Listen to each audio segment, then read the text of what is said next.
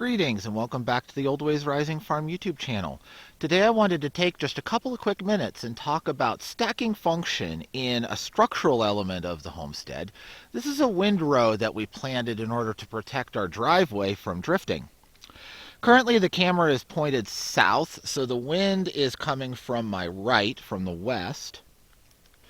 And we have a conifer windrow, still very young, but if we look at the structure of it, closest to the driveway, these tree tubes with the small specimens in them there, those are white cedar.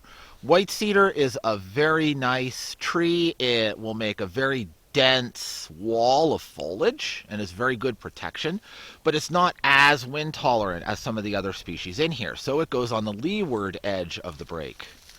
Then in the middle, these taller trees, I grew all of these from seedlings, but these are simply older. There's a very nice one right there. Those are balsam fir. They're going to be the main structure of the windbreak. So those two are going to form the core and the leeward edge. Now, those fir have a very conical growth pattern, so we need something to fill in at the top. They do a very good job of holding their branches close to the ground. We need something to fill in the top. And that's where this row of tree tubes that we're following here come in. I'm just going to walk up to a slightly larger one. They're still pretty young. If you enjoy this video, please don't forget to like so that other people can see it. This is a nice one to look at.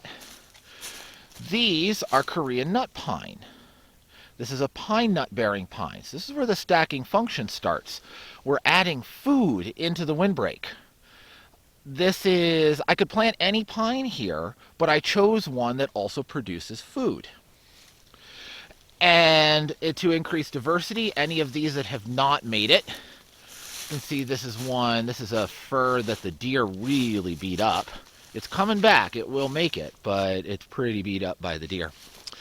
Any that don't make it, I am replacing with a different species, with lacebark pine, which also produces pine nuts and is a very beautiful landscaping tree. We have diversity in this. These are a couple of black spruces that I had. They're a little lanky, but they're starting to fill out. And then if we look over here, that tree tube contains, you won't see much this time of year, they're deciduous, but that tree tube contains a northern hardy pecan. This one back here contains, right in front of me, contains a chestnut oak. I'm hoping it's a chestnut swamp white oak hybrid, but I'm not 100% sure as to its identity there. So we have diversity in here. We have food in the tree nuts. We have food in the acorns that are coming.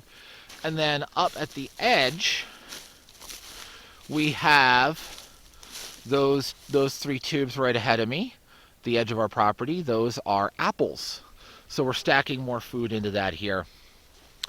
If I pan just a little bit, you can see a lot of tall, I hate to use the term weed growth, but sure. This is what we are setting up as wildflower meadow. So we have been fostering the plants that are native to the site. We are also adding more. At this stage, we are adding mostly tallgrass prairie species. But as this tree row starts to mature, we're going to have a large number of microclimates, and we will be able to add even more diversity in there for the pollinators.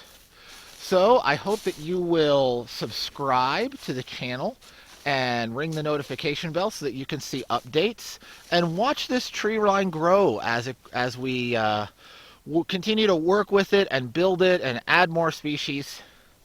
This is the early stage. I hope you will stick around and watch as it grows. And I also hope that you will comment and let us know what you would like to see from this channel. I'm very interested in your feedback. So I'm going to wander back into the house and warm up my hands, and I hope that you all have a wonderful, wonderful day.